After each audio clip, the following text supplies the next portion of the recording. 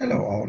One of the students asked me a question regarding chapter 1, regarding table 1, owner's table, and asking me how to start that table. Of course, as you all know, that table is not given to you by the publisher. You have to create that table from the beginning. This is what we had, and the publisher gave us.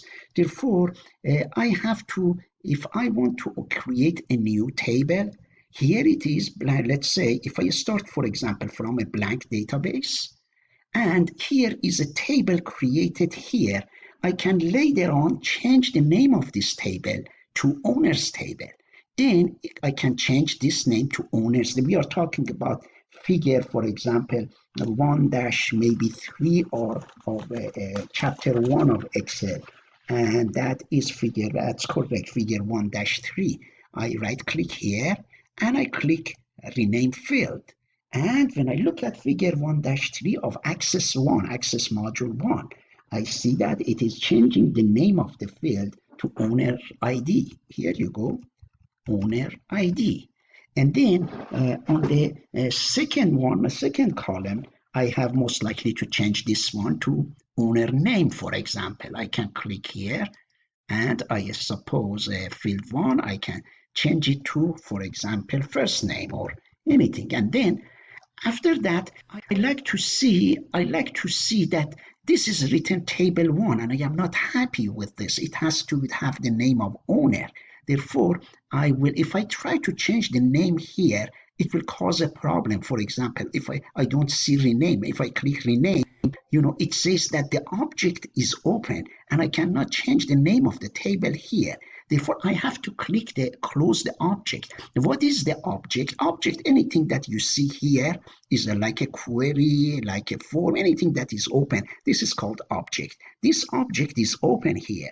Therefore, I click OK and I close this object. And I say, yes, I want to change. And instead of here naming it table 1, I can call it owner. And I click OK.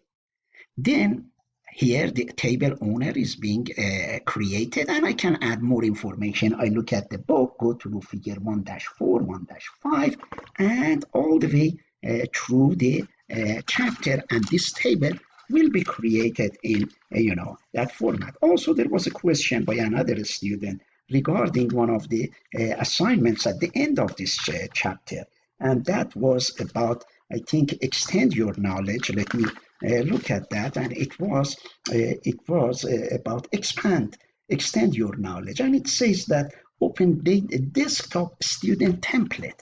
As soon as it says template, what it means is that I go here, as you know, if I want to open Access, I type Access, and when I click Access here to open, we see that there is a template created by Microsoft for us, and that is called Students. By template, that means it's already created for you.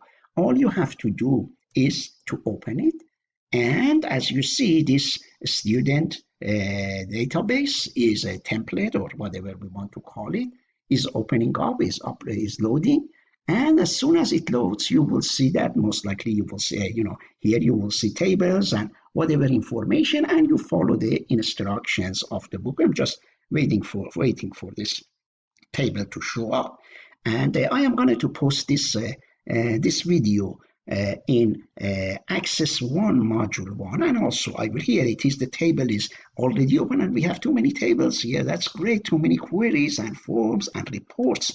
These are all created. Imagine that if you want to start your, for example, your own school, or you want to, some people here have, bring kids in their home and take care of the kids, and therefore they can use this database that is created by Microsoft. They can, eliminate some of the, some of the fields here. They can add fields, anything. This is ready made. Or you start your own business and you don't want to create your own database, you can go and use one of those templates that are created by Microsoft. All I wanted to say was just to give you this information. And this lecture